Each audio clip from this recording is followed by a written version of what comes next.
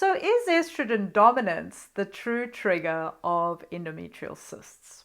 That is the question for today.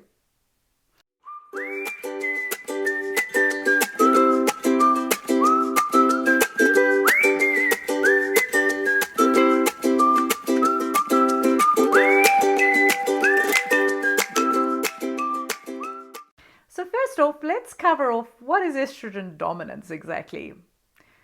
Estrogen dominance is a term described where there is an imbalance of hormones. Essentially, there's too much estrogen and not enough progesterone to counterbalance that. So those guys need to kind of play on an even keel. And if you imagine a seesaw where you've got too much estrogen and not enough progesterone, that is called estrogen dominance. And what we want to do is bring estrogen down and progesterone levels up to get a nice even keel between the two.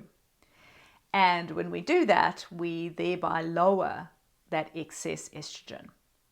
Now, estrogen is attributed to cyst growth because estrogen is a hormonal group of hormones that trigger growths. Like that's their job. So they're triggering endometriosis, they're triggering endometrial cysts, endometriomas, all of those things are. And that's great when you're trying to have breasts and when you're going through puberty, but not so great when you've got endometriosis. And so what we're trying to do is lower that imbalance. And the key way to do that typically is to focus on ways that we can increase progesterone and lower estrogen. Estrogen dominance is most certainly a trigger for cyst growth. However, I don't believe it's the only trigger. To me, cysts is actually more to do with circulation, poor nutrient absorption, and there is also a lymphatic aspect to cyst formation. If we really want to get cysts cleared up, if we really want to get endometriosis cleared up, we want to look at what is driving inflammation in the body. It's that inflammation which is actually the true trigger of endometriosis. Estrogen dominance is a symptom. It's a result of that. Let's look a little deeper and discover why there is inflammation in the body. The first reason there may be inflammation in the body is because the body is deprived in some way of the nutrients that it needs. This may have come from previous diets. This may even be your current diet. It may be that your digestive system isn't working that well, and so you're not absorbing the nutrients that your body needs. It may be the way that you're eating. It may be what you're eating. Inflammation can also be triggered by other things.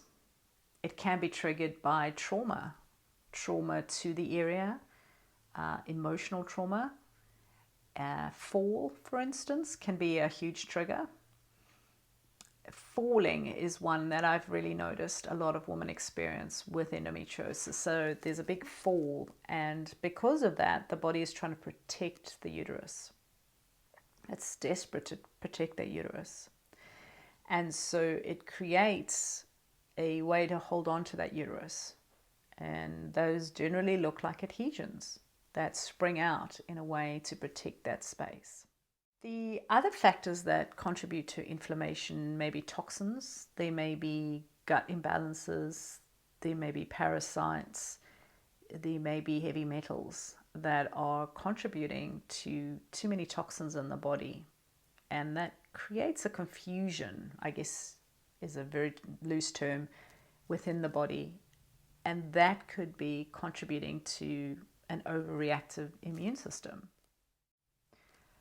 Those cells that are dispersed in your abdomen, 90% of women have those.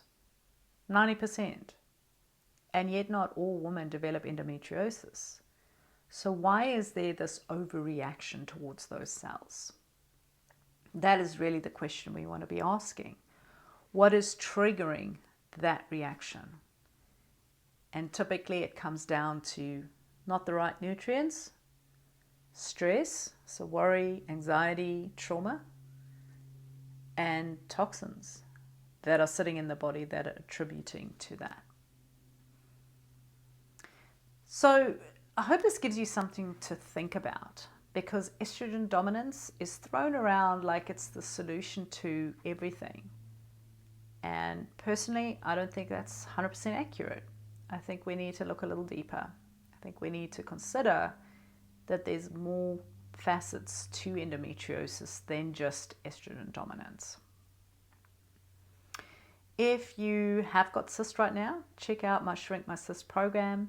If you want to know more about how you can use foods to really lower inflammation in the body and go beyond just avoiding, because that's been the message as well, is all about just avoiding, then check out our Food Adventure series and let me help you. Let me guide you on how you can really address endometriosis fully and really use natural methods in the best possible way without missing any of the pieces of the puzzle. I hope this is helpful. Look forward to hearing from you. See you soon. Bye.